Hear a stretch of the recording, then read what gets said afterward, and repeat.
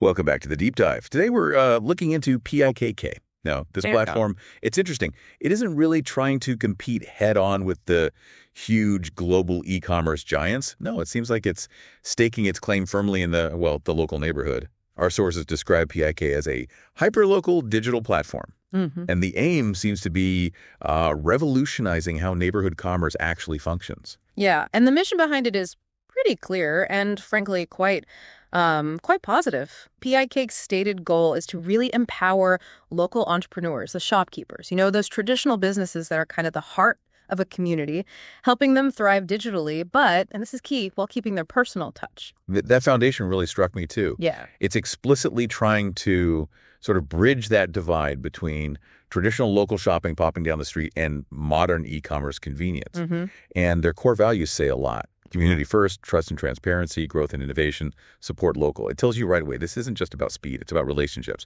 Absolutely. That hyper-local focus is everything. They're concentrating specifically on connecting shopkeepers and buyers who are, right nearby, in the immediate vicinity. The whole system is designed to digitize those transactions that already run on a lot of trust. Right. So the big question for you listening and for us today is this. How does a platform like this actually manage to bring even the really small local businesses online? Like, the coconut vendor on the corner or someone baking cakes at home. How do they do that while keeping that trusted, personal neighborhood relationship alive? Let's maybe start with how they actually get the sellers interested and signed up. Well, the way the platform is set up, it signals right away that it sees itself as a tool, something to complement the seller's existing offline business, not replace it entirely. Right.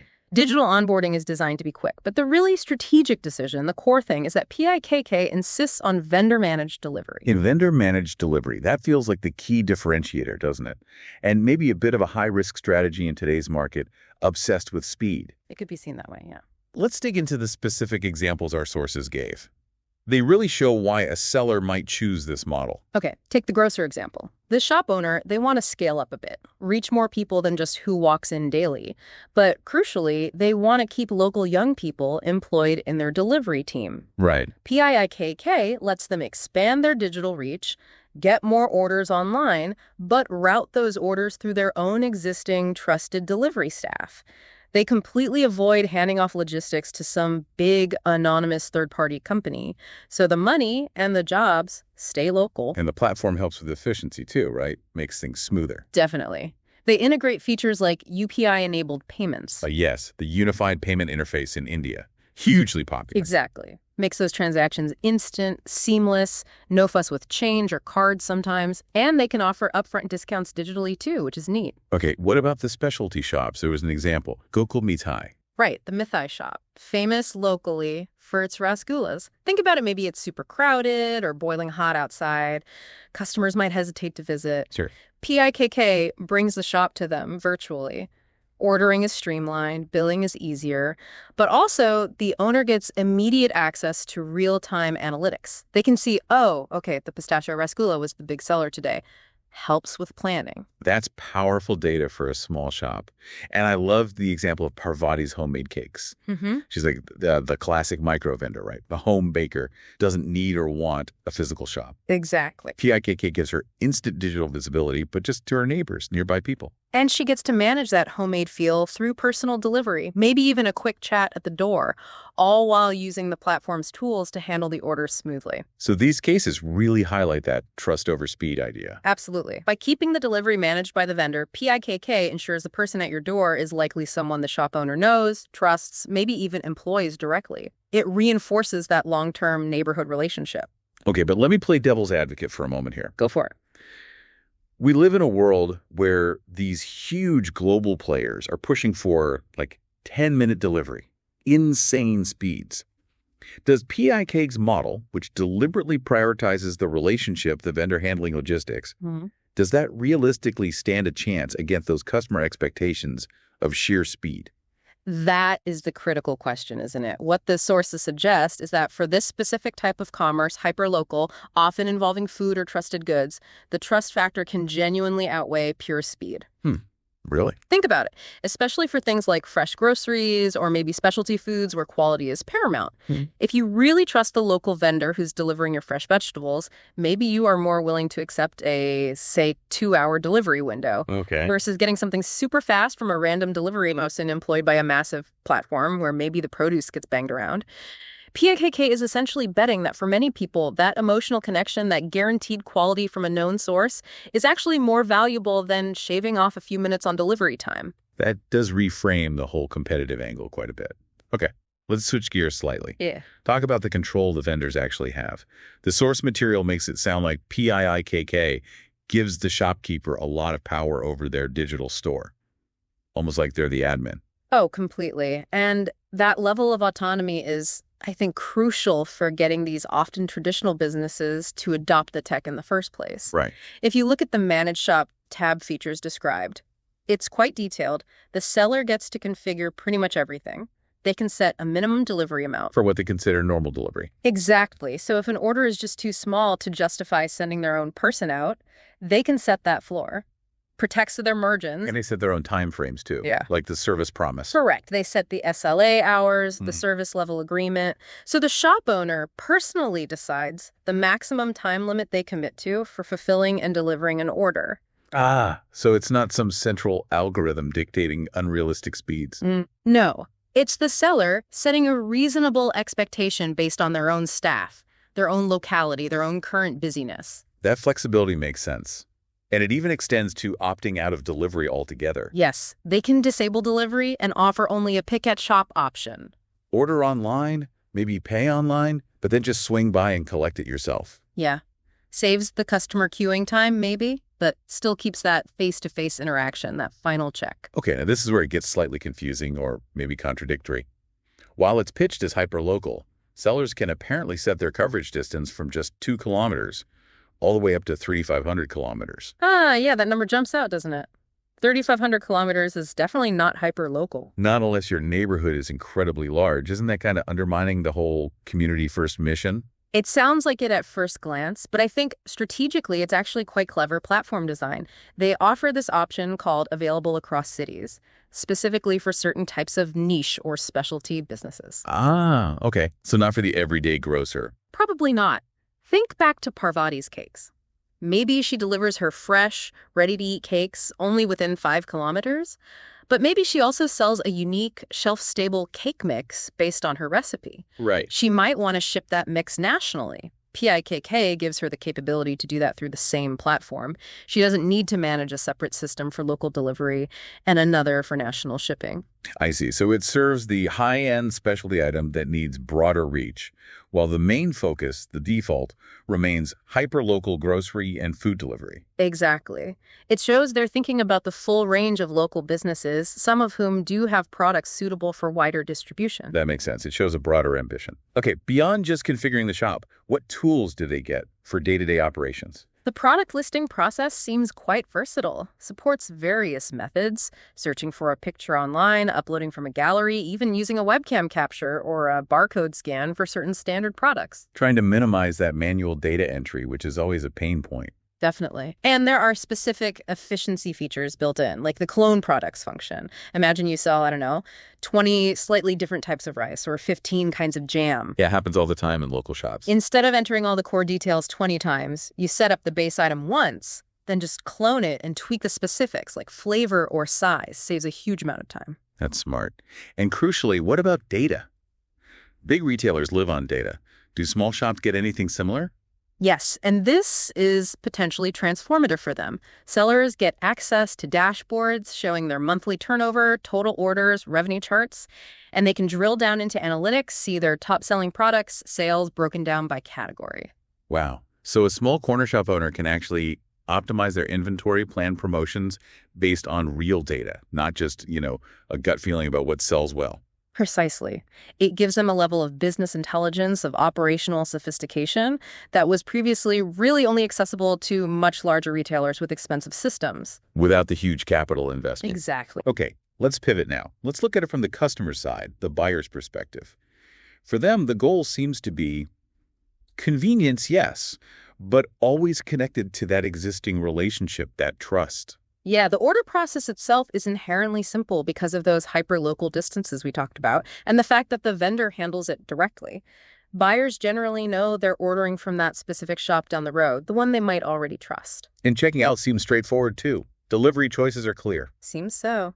Deliver at gate, useful for apartment complexes or gated communities. Deliver at home, the standard doorstep delivery. And that popular pick at shop feature we mentioned earlier, order ahead, collect in person. And payment. Is it flexible? Yes, quite flexible. Supports standard prepaid options, but also cash on delivery, which PIIKK seems to refer to as postpaid sometimes.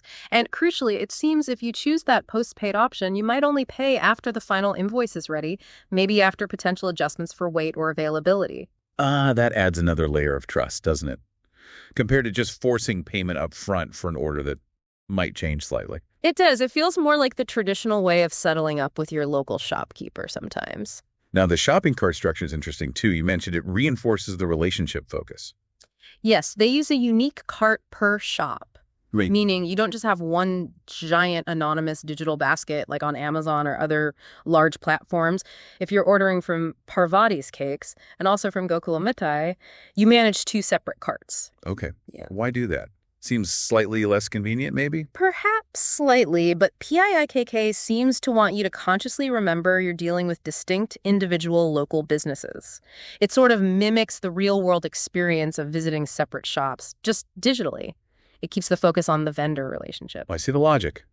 And they have tools for comparison.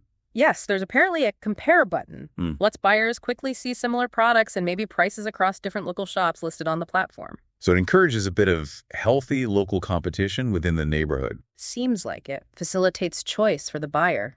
We really should circle back to that example of the elderly couple from the source material. It feels like it perfectly encapsulates the whole value proposition, both emotionally and practically. I agree. For them, it's about getting the comfort and convenience of ordering from home, but they're still supporting their long-standing local store, the one they've maybe known for decades. And they trust the quality, partly because they trust the shop, but also because the shop itself is managing the delivery. It's not a random person. Right. The whole transaction is infused with that history, that personal relationship. It's like the modern version of the trusted delivery boy, just enabled by some smart tech. Exactly. It's a really interesting blend of digital access and very traditional community values. Okay, essential question time. The business model. How does PIIKK actually make money? It needs to sustain itself, obviously, but it also has to be affordable, accessible for everyone from that home baker selling one cake a week to the really busy local grocer. How do they balance that? They seem to have two main billing models, strategically designed for different scales. First, there are usage-based commission plans. Okay. These sound ideal for shops just starting out, or maybe those with very up and down sales volumes. And this is where that really clever bit comes in, right? The commission structure. Yes. Strategically, it's brilliant. They offer 0.0% commission on small orders, specifically in the euro to 300 range, according to the source. 0%. So if Parvati sells just one small cake a month, she pays PIIKK absolutely nothing. That's how it reads. That 0% commission is like the ultimate barrier remover. It completely eliminates the financial risk for the smallest vendors, the ones most hesitant about new costs, to just try the platform out. Right. The commission only starts to kick in progressively as sales grow. For example, maybe 4.0% for orders between 300 and 3,000. It scales up with the business's success. Right. And then for the more established shops, the ones doing steady volume. For them, there are fixed monthly fee plans. Okay, like a subscription. Exactly. This becomes the smarter option financially once a shop hits a certain consistent sales level. The sources suggest switching when monthly sales are regularly over, say, 35,000. Why switch? Because it gives them predictable costs. Instead of paying a percentage on every single order, they pay a flat monthly fee. This means for high-volume sellers, their margins are better because they avoid those per-order commissions stacking up. Got it. So, for instance, a shop doing up to 35,000 in sales might pay a flat fee, maybe €900 a month. Provides massive cost certainty for planning. Precisely. That tiered structure, starting free, then low commission, then optional flat fee, ensures the platform cost adapts perfectly to where the seller is in their growth journey. Very well thought out. Now, where is PIIKK actually launching this geographically? Well, they're headquartered in Bangalore, in Karnataka, India, and their scaling strategy seems quite deliberate, quite phased, not a nationwide blast. Okay. They're initially targeting specific cities beyond Bangalore. The names mentioned are Varanasi, Ghaziabad, Jabalpur, and Hosur.